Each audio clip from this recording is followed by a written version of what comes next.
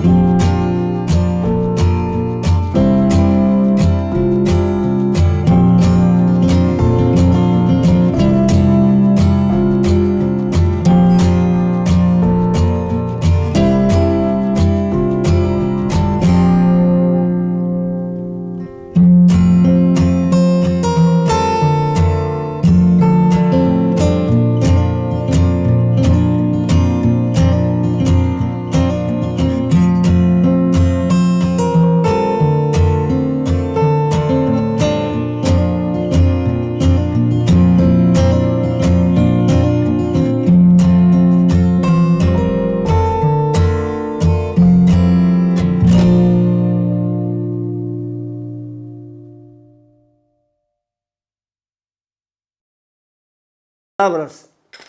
penso que foi uma das entrevistas mais difíceis de realizar. Ele tem uma história marcada por tragédias, marcada por muitas lutas e marcada, sobretudo, pela superação. O artista nasceu em Pula, região que pertencia à Itália, mas depois da Segunda Guerra passou para a Iugoslávia. Hoje, depois de conflitos separatistas, é a Croácia. Desde cedo, Pletkus aprendeu a superar os desafios mais dolorosos da condição humana: a falta dos pais, a fome e a insegurança. Trabalhou em diversos lugares e desempenhou várias funções, como eletricista, encanador, pintor, um faz-tudo, como ele mesmo se define. Esse olhar nostálgico, por várias vezes, faz uma viagem no tempo. Depois da morte dos pais, ele e os irmãos foram separados. Pletkus foi para um orfanato cuidado por freiras. Nessa época, ele conheceu a fome. A coisa que mais sofri, não eu, todo 30. Fome. A instituição vivia da caridade.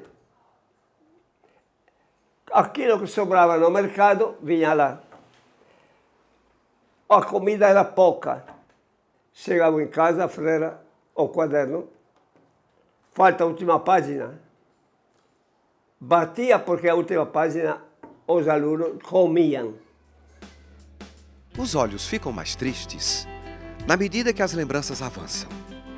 Na memória, os horrores da guerra. Eu fui na guerra.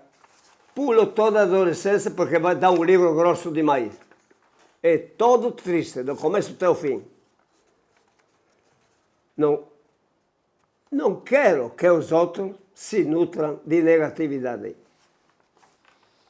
Eu aprendi na vida a ser otimista. Essa é uma coisa que não é insignificante. Ainda garoto, Pletkus foi convocado para o campo de batalha.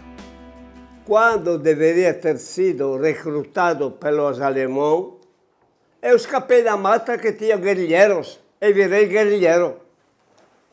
Antifascista e anti-alemão. Eu era partisano. Antifascista tem fundo do calcanhar, já falei antes. O fascismo na nossa terra, ele foi preso a ovo podre, não deu nunca um centavo.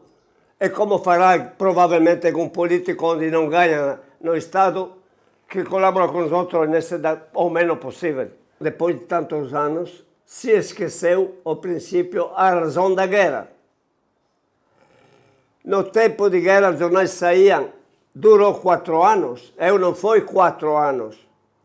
Todo mundo foi, do começo até o fim, mesmo estando na cidade, pelo bombardeio. O nosso porto era porto de guerra, especial em submarinos. Foi bombardeado mais de, não lembro o número. Eu primeiro fui eu que apanhei também, junto com um amigo, que no lugar dele, uma cratera, nem um botão encontrei. Me perguntaram quanto matou na guerra.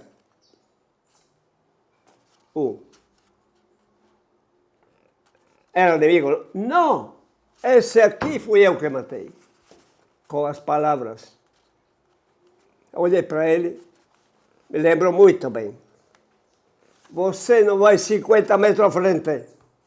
É um corpo morto assim. Deu uma tal olhada com esse olho e levantou o ombro. Que me importa? Tá. Não sigo 50. Na guerra, ele novamente se deparou com a fome, mas também encontrou uma esperança de vida.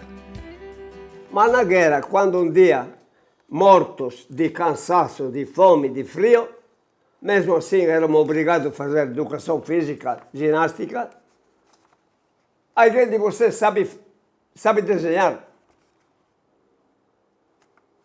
Eu sei. Ninguém levantou o braço. Eu digo, o que é de fazer? Olha, é de fazer cartaz ao jornal Moral, onde cada um escreve algo da própria experiência da guerra. Para mim, eu sei que é tão fácil. Me deu um papelão grande, eu comecei quentinho, a estufa, e os outros morrendo de frio, fazendo ginástica. Quando acabei, comecei a pegar 2, 3 cores e comecei a fazer ornamento em volta da letra, isso, aquilo, que quando chegou, o comandante olhou. Meu Deus, você é um artista mesmo? É eu. Eu sou. Dali, passei da companhia para o batalhão, divisão, acabei a guerra na armada. Cada passo era mais esperança de ficar vivo. O sofrimento foi sua maior escola. Plétko se tornou ilustrador oficial do Exército, desenvolvendo murais informativos. Ao final da guerra, realizou sua primeira exposição. Começou a vender seus quadros e iniciou os estudos na Escola de Artes de Zagreb, capital da Croácia. Mais tarde, também estudou arte em Milão. O ponto de partida para sua atividade de professor também teve início nessa época. Plétko começou a lecionar educação artística para crianças e não parou mais. Eu aprendi dentro da parte da educação artística, dou a licença ao telhado e ultimamente estou superando o telhado. A fase de criança, para você conhecê-la, eu sou especialista na aula com criança. Tenho que tomar em consideração que há 2 anos já pode a pessoa agir com ele. Plétko chegou a Florianópolis em 1967, onde começou a dar aulas de desenho e pintura no Museu de Arte de Santa Catarina. Eu comecei aqui a dar aula. O Rodrigo de Aro, artista, poderia confirmar isso, porque era o colega do pai dele. E Rodrigo era guri. Ele mesmo fala, 2 tempos em Santa Catarina, antes e depois da vinda do Plétkos. Hoje tem escola de arte na própria universidade. Meus alunos são professores. A grandeza de sua obra e a atuação como artista e educador revelam paixão pela arte. Uma paixão tão intensa que, quando era jovem, chegou a dispensar uma namorada. Olha só essa história.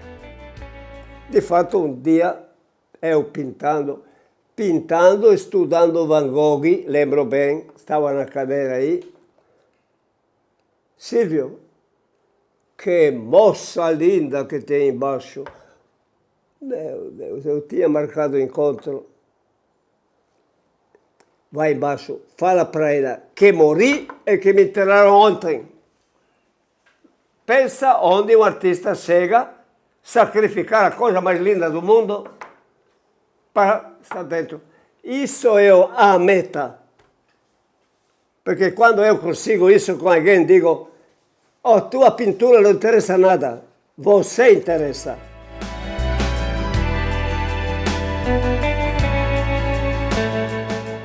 O homem é um ser criativo, por natureza.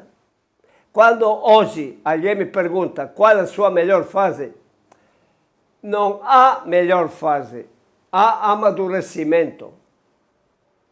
Eu ficava feliz da vida quando uma coisa me agradava. Poderia dizer, aquela vez era a minha melhor fase. Mais tarde, quando entrei na escola e desconsiderava isso, achava, exemplo melhor que dou esse. Na arte nossa, na escola, se estuda nome de artistas modernos. Um nome que deu origem à moderna, especialmente Picasso, mas não estou falando de Picasso. Falo de Picasso, era jovem. Era Cézanne, francês. Era o filho do bancário. O pai queria que ele fosse bancário e ele não queria deixar a arte de nenhum jeito. Esse é um artista. Nenhum artista quer deixar a arte. Deixa a mulher, pátria e tudo. Uma curiosidade. O estilo de Cézanne, no início, não agradou a Pléticos. Olha só. Um dia na escola o professor me mostrou uma reprodução de Cézanne. Falou, Pléticos, que tal? Eu olho, professor, se eu um dia chegar a pintar assim, pego logo a enxada, saio da escola. Não, incrível para um que nasce hoje, mas eu estou falando de 80 anos atrás, ou pouco menos.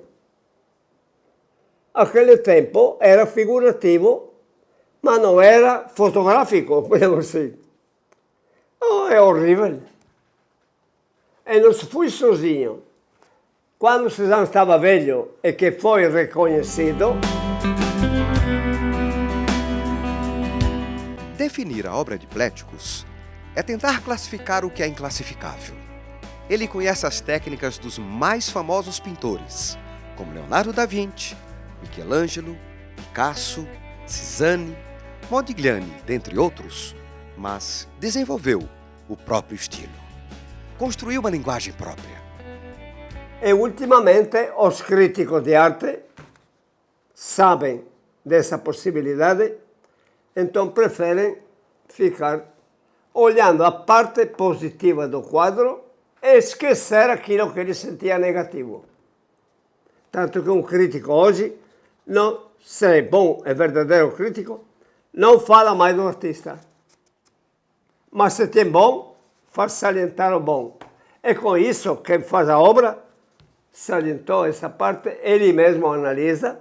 Às vezes o crítico é muito mais adiantado que o pintor, em teoria, em sensibilidade. É velho, vive 40 anos com arte, outros está 5, 6. É novo. A sensibilidade se desenvolve. E aí entra a coisa talvez mais importante de todo o assunto. Nós somos matéria e somos espírito. A qualidade da arte é espiritual, não é material. O espiritual não tem forma, precisa fazer uma linha. A arte não é só eu como pintor. O homem da idade da pedra até hoje, quella de pular na árvore quase, ou na gruta, ou fazer a palafita, nós temos que ter imaginação. Era também um homem, que quando desenhava o bisonte, era o bisonte com a flecha, convicto que eu pegara mais fácil. Acontece que aquele desenho são obras de arte. Quem ensinou para ele?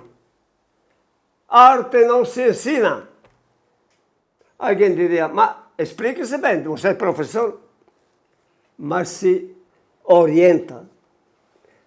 A profissão de arte se pode ensinar, mas a essência não. Aos 92 anos, Pléticos afirma que o homem vive o tempo que desejar. E disse mais, se não fosse por um acidente que ele teve, quando um bloco de cimento caiu sobre o seu peito, viveria até os 150 anos. Eu sou muito realista e me conheço fisicamente. Quando digo me conheço fisicamente, significa um ovo seria exato, deixa ele aí. A energia que sai desse ovo, de noite me dá uma tal cãibra que um vizinho de lá cortou as pernas, mas eu não corto. Eu estou de pé porque eu quero. Estou vivo, mas sinto que há um limite.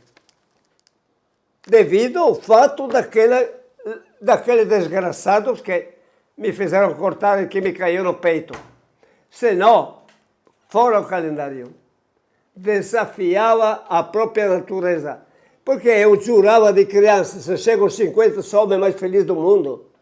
Mas aprendi a viver. Hoje estou beirando os 100. Chegava e passava. Apesar da infância difícil e dos horrores da guerra, a arte sempre foi a condutora da vida de Pléticos. É a arte que o faz viver e ter forças para continuar ensinando a essência da arte aos jovens aprendizes.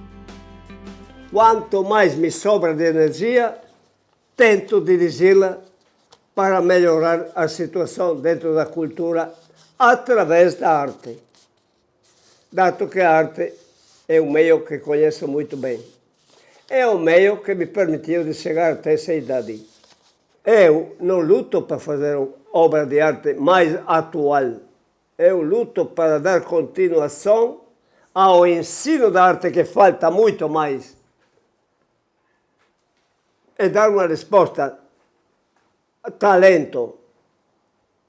Todo homem que nasce normal pode fazer arte. Um tempo, eu mesmo passei por um teste. Me deram uma cabeça de gesso enorme de Moisés de Michelangelo, que é grande, com aquele chifre em cima, parece chifre, fechado. Um professor a meio-dia me trouxe almoço, fechou de novo. À tarde veio, acho que você vai ser aceito. Quero dizer, passei pelo teste. A obra de arte se confirma enquanto obra de arte quando a sensibilidade da pessoa reconhece como tal. E o programa de hoje termina aqui. Se você deseja mais informações, acesse estadodeexcelência.com.br. A gente se vê semana que vem em mais um Caso de Excelência. Um grande abraço e até lá!